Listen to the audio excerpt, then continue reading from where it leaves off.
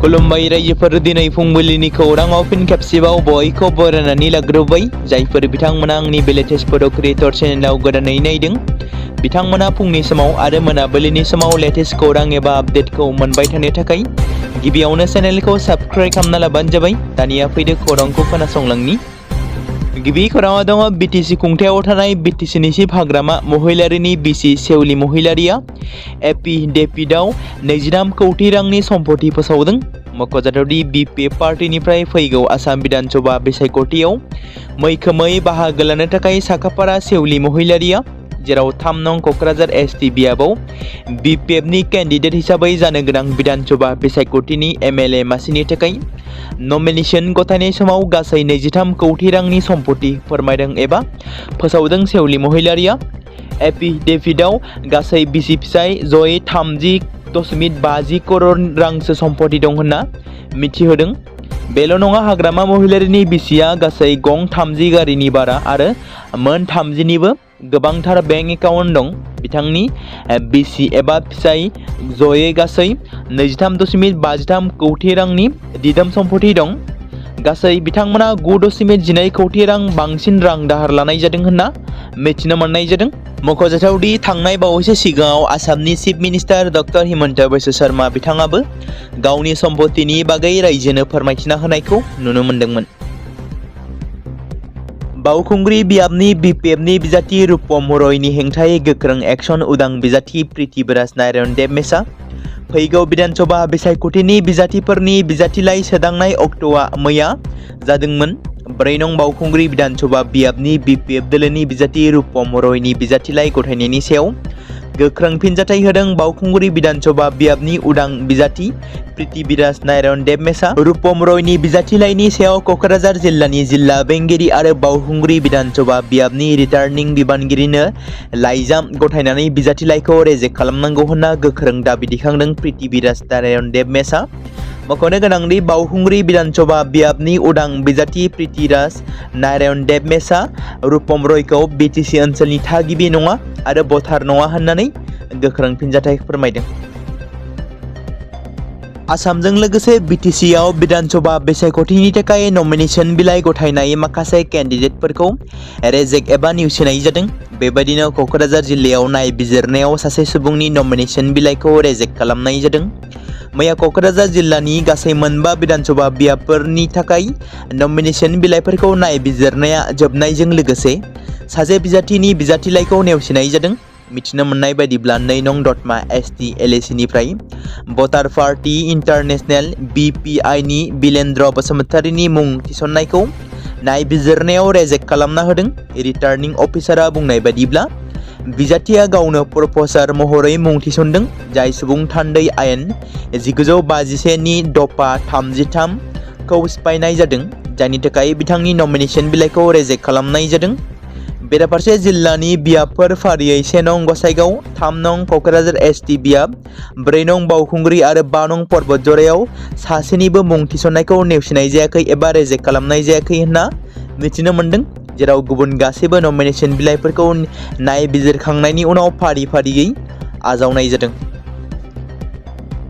मोनसे जारिमिनारि बिजिरनायाव Kamrup मेट्र'पलिटाननि special कर्टआ सिआइडि police थानानि केसजों लोब्बा लाखिनानै सासे दायनिगिरिखौ 2 बोसोरनि गोख्रों जोबथेसालिनि साजा आरो 3 लाख रांनि जुरिमाना फोनांदों, जेराव सासे गथ'खौ लानानै गाज्रि सावगारि सेबखांनाय, गाज्रि सावगारि गोसारहोनायनि थाखाय पक्स' एक्टनि सेक्सन नाम्बार 50 नि सिङाव दायनिगिरि खालामनाय जादों। बे जाथायनि सायाव आसामनि सिआइडिनि बै समनि उफ्रा पुलिस सुपारिनटेन्डेन्ट गीताञ्जलि दलिया बै समनि पुलिस सिआइडि सुरेन्द्र कुमारनि दैदेननायाव नायबिजिरदोंमोन। बिबानगिरिफ्रा बे बिजिरनायखौ हादोरसायाव गथ'सा सोबख'नाय आरो साइबार क्राइमफोरनि हेंथायै आयेनारि राहा लानायखौ गोख्रों खालामनायनि थाखाय मोनसे मख'जाथाव थांखि होनना फोरमायदों। क'क्राझार जिल्लायाव मुलुगनां टिबि सान फालिदों। आरएनबि सिभिल हस्पिटालनि कनफारेन्स हलाव मैया बुहुमनां टिबि सानखौ फालिनाय जादों। जिल्ला सावस्रि गौथुम NTEP नि क'क्राझारजों खुंजानाय बे हाबाफारियाव जक्का बेरामखौ फोजोबस्रांनायनि सायाव समाजनि बाहागो लानायनि गोनांथिखौ फोरमायथिदों। टिभि हारेगा देश जितेगा बेबादि स्ल'गानखौ गासै हाबाफारियाव रिंसार होनाय जादोंमोन, जाय टिभि उदां भारतनि फारसे रादायथिखौ गोख्रों खालामो। सावस्रि मावख'गिरि आरो बाहागो लागिरिफ्रा हादोरारि टिभि फोजोबस्रांनाय हाबाफारिनि सिङाव सांग्रांथि, थाब सिनायनाय आरो बेसेन नाङै फाहामनाय मोनहैनायनि सायाव गोसो होयो। बे हाबाफारिया समाजनिफ्राय टिभिखौ फोजोबस्रांनो थाखाय हाबा मावो। हादोरजों लोगोसे आसामावबो गेस सिलिन्डारनि आंखाल नुजाथिदों। गेजेर सानजायाव दावहानि थासारिया गोबां हादोरावनो गोहोम खोख्लैदों। बेबायदिनो आसामाव गाज्रियै गोहोम खोख्लैदों।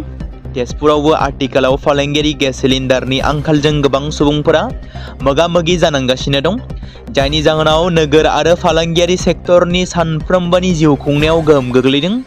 बे समाव बिसायख'थिनि दुंहाव समावनो तेजपुराव मोनसे जेथोगोनां जेंना जानानै फैदों।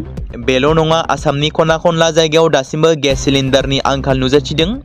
नखरारि गेस आरो फालांगियारि गेसनि गेजेराव गोबांथार आंखाल नुजाथिनायखौ नुनो मोन्दों एबा मिथिनो मोन्दों। नखरारि एलपिजि सिलिन्डारनि आंखालखौ खावसे सुफुंनाय जाबायब्लाबो बाजाराव फालांगियारि गेस सिलिन्डारनि आंखालखौ नुनो मोननाय जादों, जायनि जाहोनाव हटेल, रेस्टुरेन्ट, फास्ट फुड फानग्राफ्रा खैफोदाव गोग्लैनो गोनां जादों। गोबां फालांगिरिफ्रा गाव गावनि दखानफोरखौ बन्द लाखिनो गोनां जादों। जायगानि फालांगिरिफ्रा बुङो, फालांगियारि गेस गैयाब्ला फालांगि सालायनो हाया। थांनाय साननैनिफ्रायनो जों जोंनि हटेलखौ बन्द लाखिनो गोनां जादों होनना फोरमायथिदों, मानोना फालांगियारि गेसनि जगायनाय गैया। बेजों लोगोसे तेजपुरावबो गुबुन मोनसे जेंनाया सोमजिगासिनो दं। थांनाय समबारनिफ्राय तेजपुराव थावनि आंखाल, थामहिनबा पेट्रल आरो डिजेलनि आंखाला बांसिन गिख्रंथाव जादों। नोगोरमानि गोबां पेट्रल पाम्पफोरा बन्द जानानै दं। जेरावनो पेट्रल पाम्प नुयो बेयावनो फुवेल लिरनाय साइन लगायनाय दं, थामहिनबा नो फुवेल लिरनाय साइन लागायनाय थादों, जायनि जाहोनाव खुलिनाय पाम्पफोरावबो पेट्रल आरो डिजेलनि गोनांथिनि थाखाय सुबुंफोरा गोलाव सारि जानो गोनां जादों आरो आंखाल नुजाथिदों। मख'जाथावदि बे जेंनाया दासिमबो सुस्रांजायाखै। तेजपुर सोहोरनिल' नङा, गोबां ओनसोलाव दासिम बे जेंनाया नुजाथिदों, जेराव तेजपुर सोहोरनि गेजेराव थानाय नायरा तेजपुर पेट्रल पाम्पआव गोबाव समनिफ्रायनो नुनो मोनबोदों दि नो फिउल होनना लिरनाय। थाव आरो फालांगियारि गेसनि आंखाल, बे मोननै खैफोदा दा रोगाथाइ, जगायनाय खान्थि आरो हरखाब सिबिथाइफोरखौबो गोहोम खोख्लैनो हमदों। जर'खायै सानफ्रोमबोनि संनायनि लाहार-फाहार खालामनायाव सोनारनाय फिसा फालांगिरिफोरा गोलाव समनि खहानि सायाव जिंगा सिखांनाय फोरमायदों। थांनाय बावैसो सिगाङाव सिलचर दालाइसा दुलाराय बर' फरायसा आफादा आसाम मुलुगसोलोंसालिनि बिपिन चन्द्र पाल सेमिनार हलाव 17थि बर' फरायसा लोगो हमलायनाय आरो गोदान फरायसा बरायनाय हाबाफारिखौ गाजा-गोमजायै सानसेनि मेहेरगोनां हाबाफारिजों खुंफुङो। बे हाबाफारियाव मिरु एबसुनिफ्राय बेखेवगिरि आलासि महरै बाहागो लादोंमोन मिरु एबसुनि मानगोनां बाथ्रा दान्थे नेहाथारि डक्टर सिबिसन नार्जारि। हांख्रायजानाय जर'खा आलासि महरै बाहागो लायो मिरु एबसुनिनो मानगोनां लोगो सोलोंथाइ नेहाथारि बिस्वजित नार्जारि बिथाङा।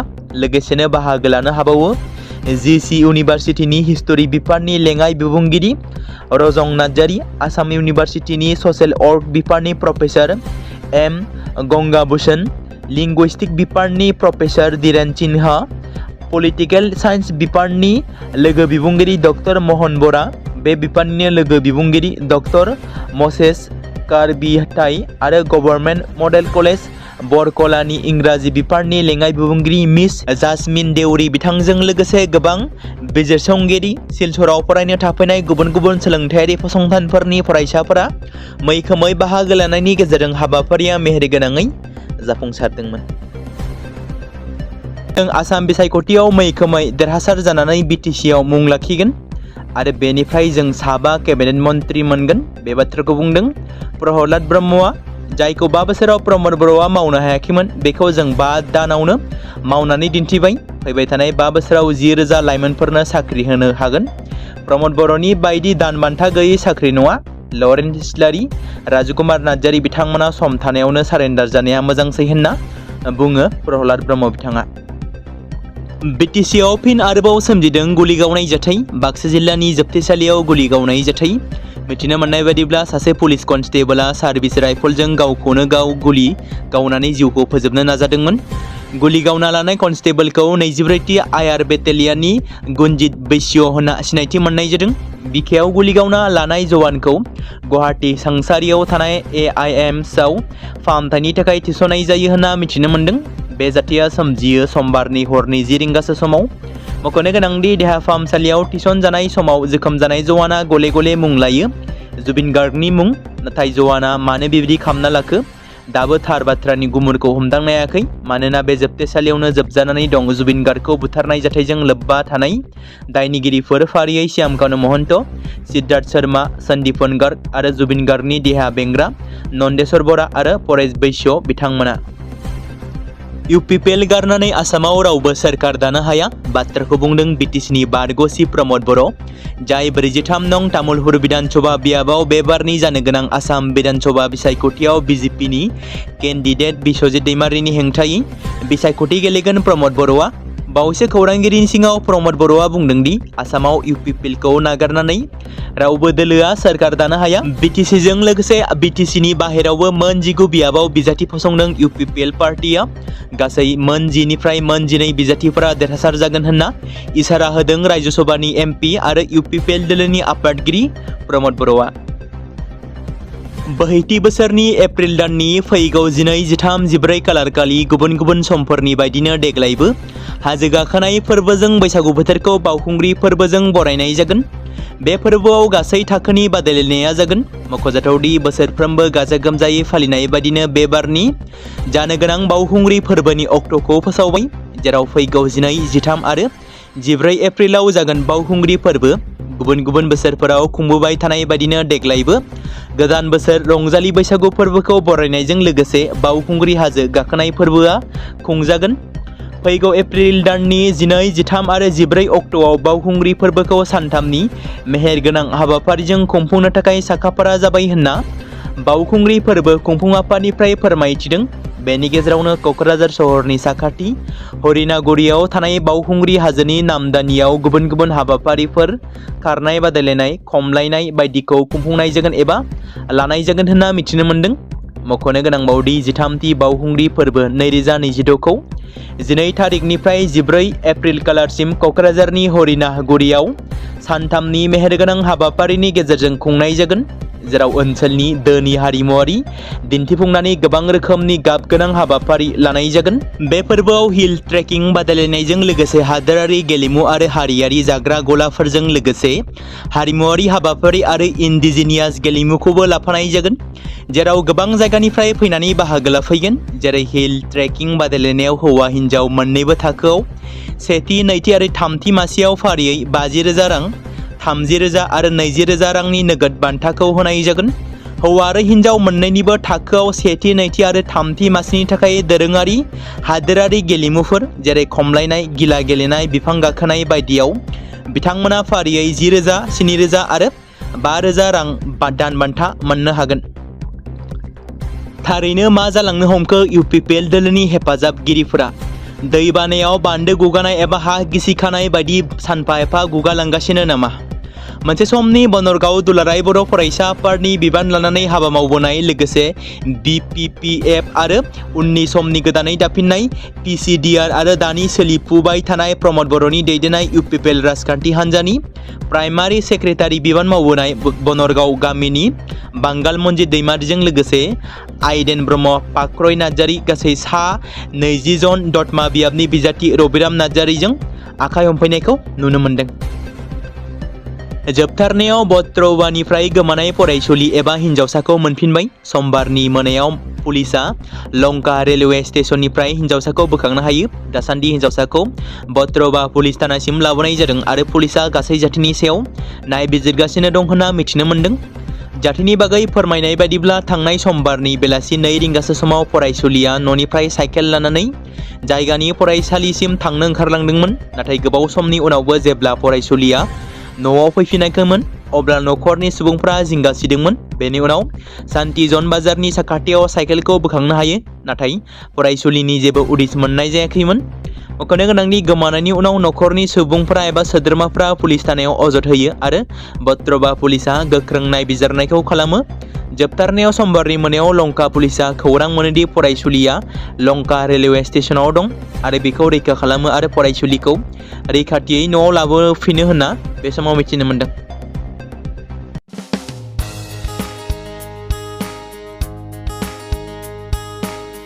बे समाव मोनसे गोजोनथाव खौरां बिटिसि हालामनि रायजो राजाफोरनि थाखाय मोनसे गोनां फोसावथाय। क'क्राझार जिल्लानि सिङाव थानाय बड'लेण्ड एकाडेमि सिनियर सेकेन्डारि स्कुला लानानै फैदों गोजोनथाव खौरां। बड'लेण्ड एकाडेमि सिनियर सेकेन्डारि स्कुला 2026 आरो 2027 सोलोंथाइ बोसोरनि थाखाय लानानै फैदों नार्सारिनिफ्राय लानानै थाखो 9 सिम फरायसा आरो फरायसुलिफोरनि गुन गोनां सोलोंथाइनि थाखाय खम बेसेनावनो गोदानै मुं थिसननायनि खाबुखौ होगासिनो दं।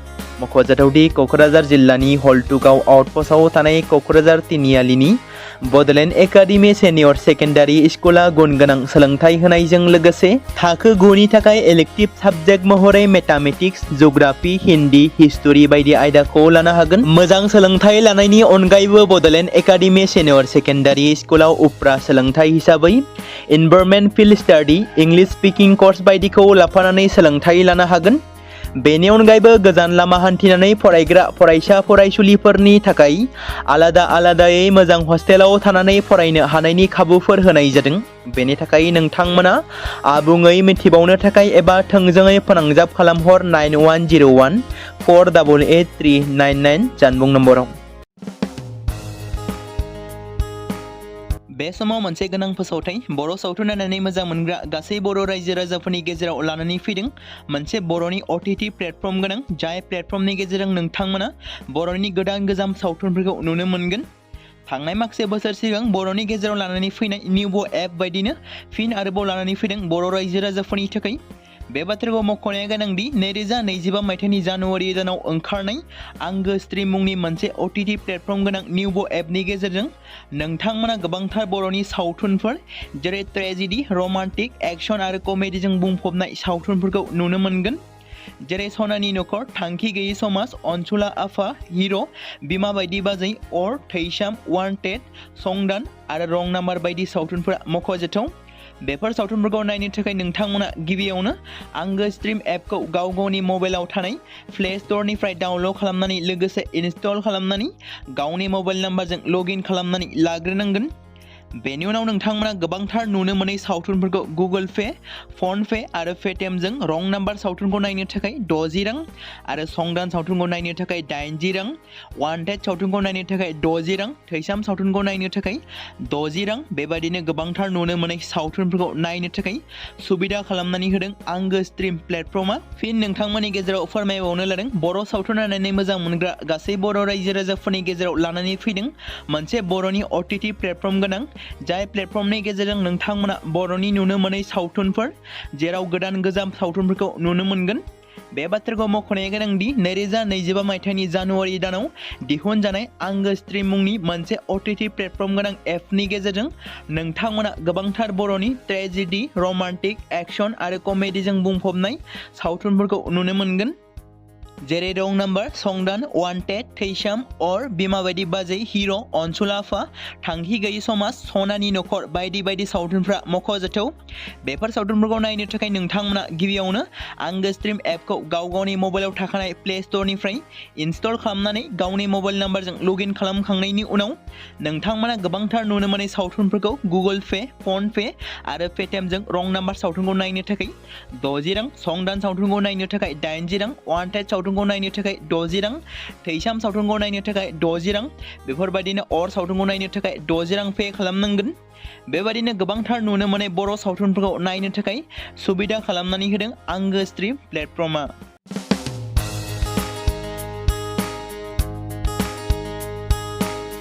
बे समाव मोनसे गोजोनथाव खौरां बिटिसि हालामनि रायजो राजाफोरनि थाखाय मोनसे गोनां फोसावथाय। क'क्राझार जिल्लानि सिङाव थानाय बड'लेण्ड एकाडेमि सिनियर सेकेन्डारि स्कुला लानानै फैदों गोजोनथाव खौरां। बड'लेण्ड एकाडेमि सिनियर सेकेन्डारि स्कुला 2026 आरो 2027 सोलोंथाइ बोसोरनि थाखाय लानानै फैदों नार्सारिनिफ्राय लानानै थाखो 9 सिम फरायसा आरो फरायसुलिफोरनि गुन गोनां सोलोंथाइनि थाखाय खम बेसेनावनो गोदानै मुं थिसननायनि खाबुखौ होगासिनो दं। मख'जाथावदि क'क्राझार जिल्लानि हल्टुगाव आउटपस्टआव थानाय क'क्राझार तिनिआलिनि बड'लेण्ड एकाडेमि सेनियर सेकेन्डारि स्कुला गुन गोनां सोलोंथाइ होनायजों लोगोसे थाखो 9 नि थाखाय इलेक्टिभ साबजेक्ट महरै मेथामेटिक्स, जिअ'ग्राफि, हिन्दी, हिस्टरि बायदि आयदाखौ लानो हागोन। मोजां सोलोंथाइ लानायनि अनगायैबो बड'लेण्ड एकाडेमि सेनियर सेकेन्डारि स्कुलाव उफ्रा सोलोंथाइ हिसाबै environment field study, English speaking course बायदिखौ लाफानानै सोलोंथाइ लानो हागोन। बेनि अनगायैबो गोजान लामा हान्थिनानै फरायग्रा फरायसा फरायसुलिफोरनि थाखाय आलादायै मोजां हस्टेलाव थानानै फरायनो हानायनि खाबुफोर होनाय जादों। बेनि थाखाय नोंथांमोना आबुङै मिथिबावनो थाखाय एबा थोंजोङै फोनांजाब खालामहर 9101 488399 जानबुं नम्बराव।